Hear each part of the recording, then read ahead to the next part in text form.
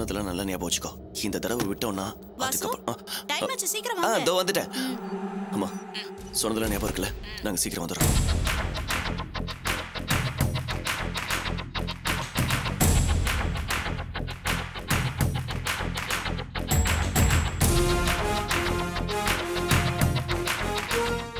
யாருடி ஃபோனில்? ஏன் உன் முகம் ஒரு மாதிரியா இருக்கு?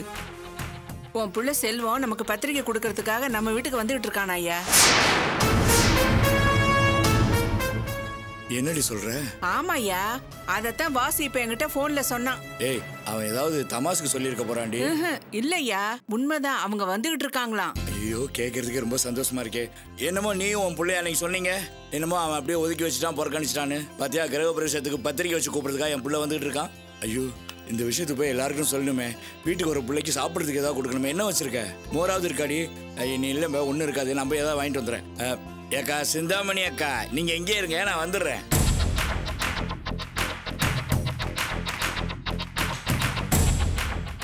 என்னக்கா நீங்க அவங்க ஒட்டும் வேணாம் உறவும் வேணாம்னு சொல்லிட்டு இருக்கீங்க? அண்ணன் என்னடனா அவங்க புள்ள வர சந்தோஷத்துல துள்ளி குதிச்சு போயிட்டு இருக்காரு. என்ன பண்ண போறீங்க? நான் அவர் கூட சேர்ந்து அவங்கள சந்தோஷமா வரவேற்க போறேன். என்னக்கா திடீர்னு இப்படி கட்சி மாறிட்டீங்க? அந்த அர்ச்சனாவை பழி வாங்குறதுக்கு இது ஒரு ராஜதந்திரம்க்கா.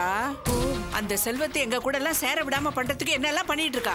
அவனும் அதையெல்லாம் கேட்டு தலை ஆட்டிட்டு இருக்கான்ல, அவனையும் நான் சும்மா விட்டுருவேனா? இப்ப பத்திரிக்கை வைக்க வர்றவனை என் தாய் பாசத்தை காட்டி அவனை என் கைக்குள்ள போட்டுக்கிட்டு 2 பேரையும் என்ன பாடு படுத்த போறேன்னு பாருங்க. இன்னைக்கு சொத்து சுகம் இதெல்லாம் வந்துருச்சுன்னு இவ்வளவு ஆட்டம் போட்டுக்கிட்டு இருக்காங்கல்ல, அவனை என் கைக்குள்ள போட்டுக்கிட்டு அந்த சொத்து சுகத்தை எல்லாம் அவனை அனுபவிக்க விடாம பண்ண போறேன். அதுக்கு இந்த சந்தர்ப்பத்தை தான் நான் பிள்ளையார் சுழியா போட்டுக்க போறேன்.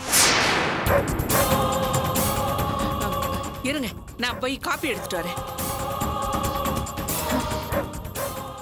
செல்வம் வந்தா இவன் நினைச்சது நடக்கும், நாம நினைச்சது நடக்குமா? ஏதாவது கலகத்தை உண்டு பண்ணணுமே. என்ன பண்ணலாம்? செல்வம் மட்டும் வரான்னா அப்ப அர்ச்சனாவுக்கு தெரியாம தான் வருவான். உடனே அர்ச்சனாவை இங்க வரவழைச்சாகணும்.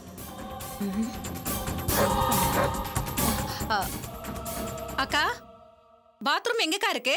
அதோ அங்கதான் பின்பக்கம் இருக்கு. சரிக்கா.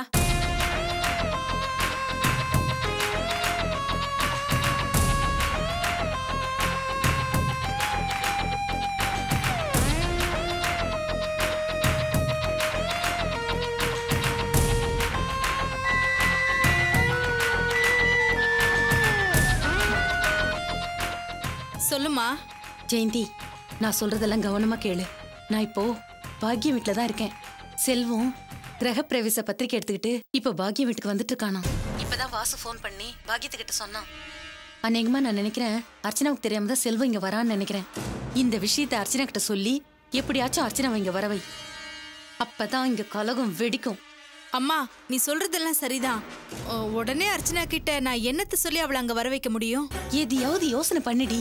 அர்ச்சனா எப்படியாவது இங்க வந்து ஆகணும். வச்சுட்டுமா? சரிம்மா.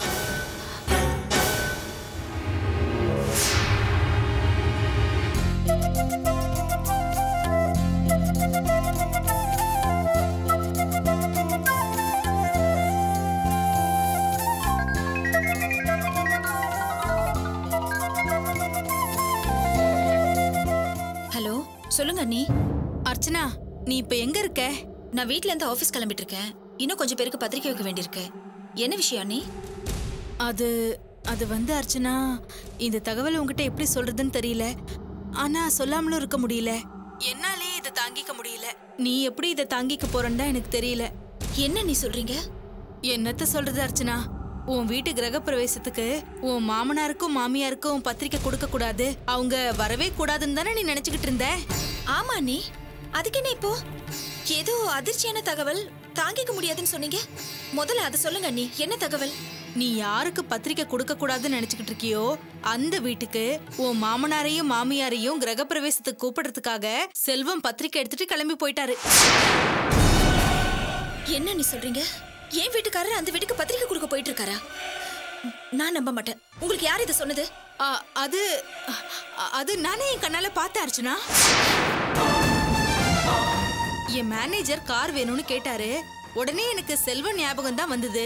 சரின்னு உங்களை ஆபீஸுக்கு கூட்டிட்டு போனேன்.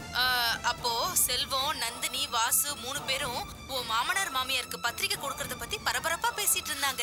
நான் வந்தது கூட கவனிக்காம அவசரமா கிளம்பி போயிட்டாங்க. அத கேட்ட உடனே நானே அதிர்ச்சி ஆயிட்டேன் அர்ச்சனா. அதான் இந்த விஷயத்த உனக்கு எப்படியாவது ஃபோன் பண்ணியாவது சொல்லணும்னு சொல்றேன். நீ இப்ப உடனே கிளம்பி அந்த வீட்டுக்கு போனீனா நான் சொல்றது உண்மையா இல்லையான்னு நீயே புரிஞ்சுக்குவ. சரிங்க நீ, நான் பாத்துக்கிறேன்.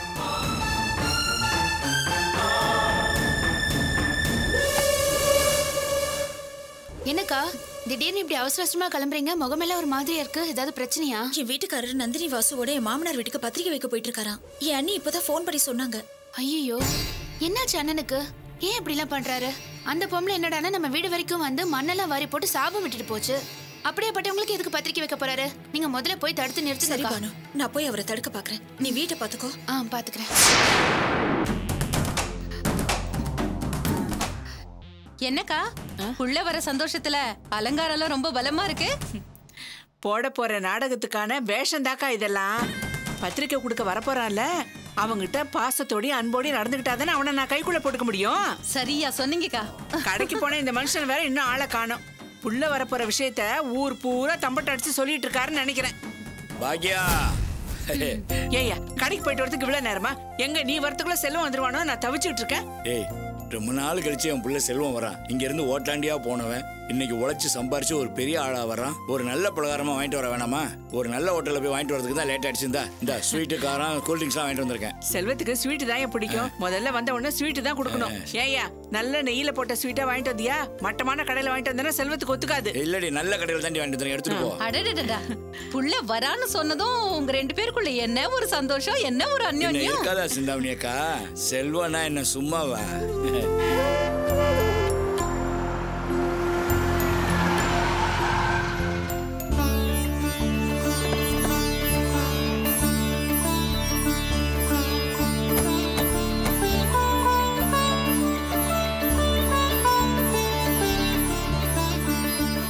அடியே பாக்கியம், வாடி, என் பிள்ளை செல்வம் வந்துட்டான், சீக்கிரம் வா. இந்த வந்துட்டேயா.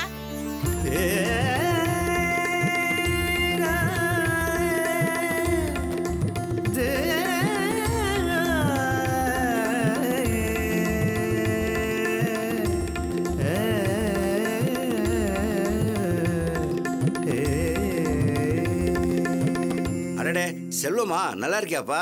நல்லா இருக்கேன். நீங்க நல்லா இருக்கீங்களா? நல்லா இருக்கேன்பா. விஷயம் கேள்விப்பட்ட, பெரிய பங்களா கட்டியிருக்கியாமே, இத பத்தி உங்க அப்பா எல்லார்ட்டையும் பெருமையா பேசிட்டு இருந்தாரு. ஆமா, நல்லா இருக்கேன். நான் நல்லா இருக்கேன். வீட்டுக்கு கிரகப்பிரவேசம் வச்சிருக்கேன். இங்க வச்சு கூப்பிடுறேன்னு யாரும் தப்பா எடுத்துக்காதீங்க. கண்டிப்பா வந்துருங்க. ஒரு நிமிஷம் இருங்க.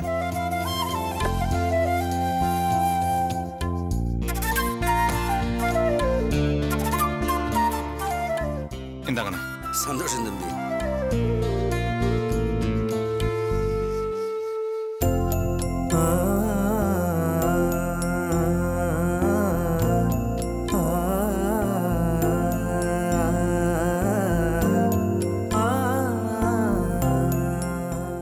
சந்தோஷம் செல்வம். இதே தெருவுல வெறும் கையோட புள்ளத்தாச்சி பொம்பளைய கூட்டிக்கிட்டு கண்ணீரும் கம்பளையுமா போனேன்.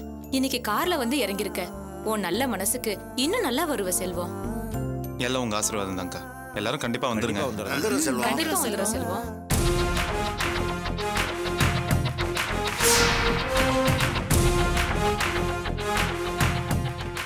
என்ன இன்னும் இந்த அர்ச்சனாவை காணோம்?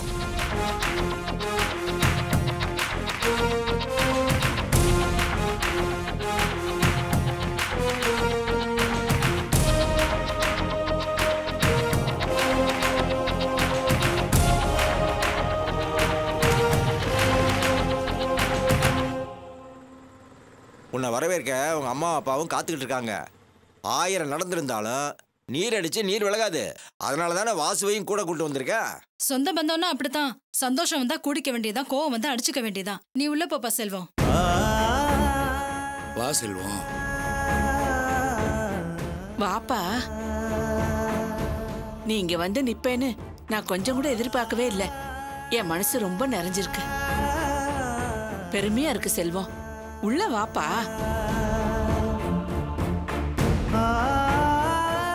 உன்னை இந்த நிலைமையில பாக்குறதுக்கு ரொம்ப சந்தோஷமா இருக்கு செல்வம். உள்ள வாப்பா. என்னப்பா நீ வாசல் வரைக்கும் வந்துட்டு அங்கேயே நிக்கிற? உள்ள வாப்பா செல்வம். இல்ல, நான் உள்ள வரல. வாசல்ல வச்சு பத்திரிக்கை கொடுத்துட்டு போயிடுறேன்.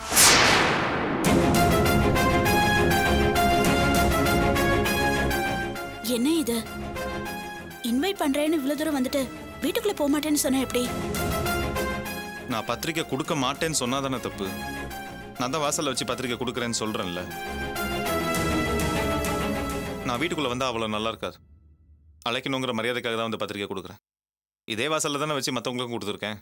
அவங்களாம் சந்தோஷமா ஏற்றுக்கிட்டாங்கல்ல. அதனால நீங்களும் வாசலுக்கு வந்து பத்திரிக்கை வாங்கிட்டு போங்க. போய் தட்டில் பூ பழம்லாம் வச்சு கொண்டாப்போம்.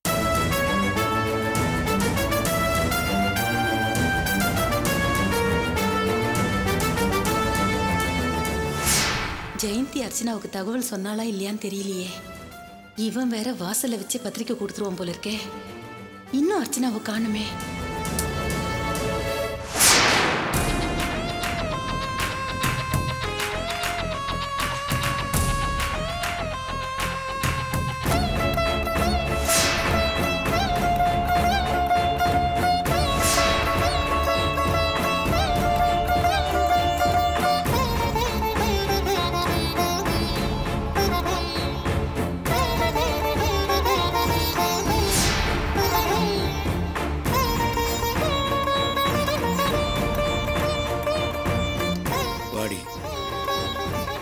ஐயோ, பத்திரிக்கை கொடுத்துருவோம் போல இருக்கே. இன்னும் அந்த அர்ச்சனை வரலையே.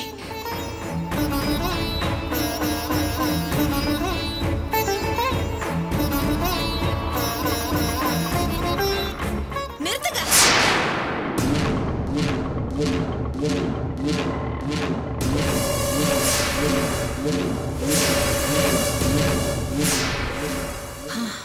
சரியான நேரத்துல தான் வந்திருக்கா.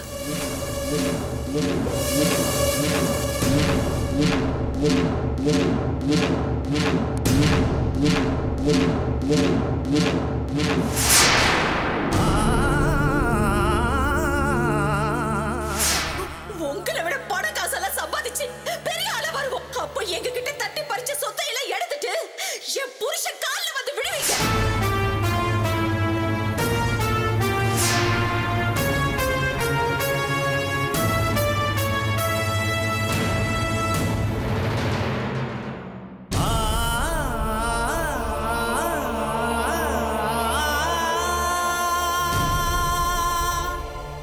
இல்ல அர்ச்சனா, அது வந்து வேணாங்க. நீங்க எதுவும் சொல்ல வேணாம்.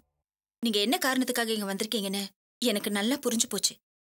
பழசெல்லாம் ஞாபகம் வந்திருக்கும். எதையும் மறந்திருக்க முடியாது.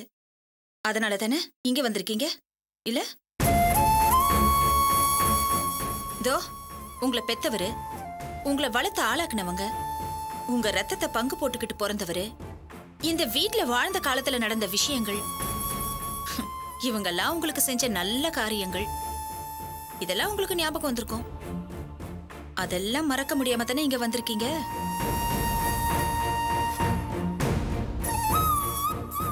நான் உங்களை எந்த தப்பும் சொல்லலைங்க. நீங்க தாராளமா இவங்களுக்கெல்லாம் பத்திரிக்கை கொடுக்கலாம். அதுல எனக்கு எந்த ஆட்சேபனையும் இல்ல. என்ன இது? இவ வந்த வேகத்தை பார்த்தா மிகப்பெரிய பூகம்பம் வெடிக்கும்னு பார்த்தேன். இவளே பத்திரிக்கை வைக்க சொல்றாளே. நாம எதிர்பார்த்த மாதிரி எந்த பிரச்சனையும் வராது போல இருக்கே. உங்களை மாதிரியே எனக்கும் மறக்க முடியாத சில விஷயங்கள் இருக்குல்ல. அத நான் என் மனசை விட்டு சொல்லிடுறேன். அதுக்கப்புறம் 2 பேரும் சேர்ந்தே பத்திரிக்கை கொடுப்போம். அர்ச்சனா, அது வந்து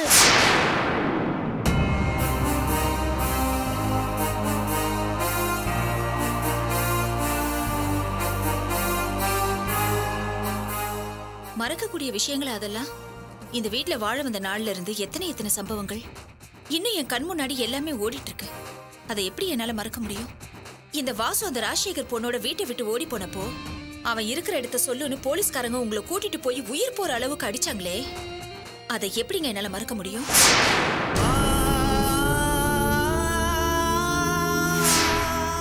இவன் எங்க இருக்கான்ற உண்மை இந்த அம்மாவுக்கு தெரிஞ்சிருந்தோம் வளர்த்த புள்ளைய விட பெத்த புள்ளதான் முக்கியம்னு நீங்க சாகர நிலைமையில இருந்தப்ப கூட உண்மையை சொல்லாம மறைச்சாங்களே, அதை மறக்க முடியுமா?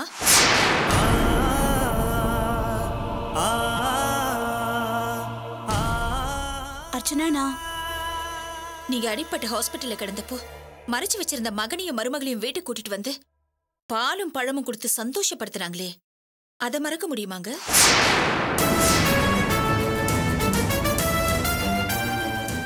வீட்டுக்கு வந்து உன்னால தாண்டா இவ்வளவு ஆச்சுன்னு நீங்க இவனை கை நீட்டி அடிச்சப்போ என் புள்ளைய அடிக்கிறதுக்கு நீ யாருடான்னு முதல் முறையா உங்களை உயிரோட கொண்டாங்களே, அதை மறக்க முடியுமா?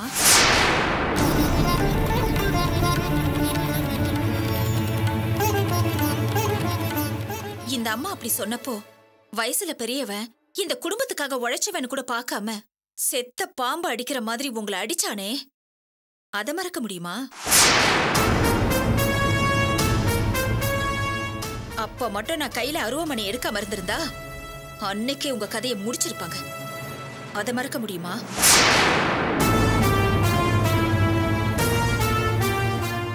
அது எல்லாத்தையும் மீறி நாம இந்த வீட்டுல ஒண்டி கொடுத்துரும் நடத்தும் போது நாங்க மாறிட்டோம் திருந்திட்டோன்னு பாசத்தை காட்டி மோசம் பண்ணி நம்ம கிட்ட இருந்த ஷெட்டையும் வீட்டையும் எழுதி வாங்கி வயித்து புள்ளத்தாச்சின்னு கூட பார்க்காம தெருவுல தள்ளினாங்களே, அதை மறக்க முடியுமா?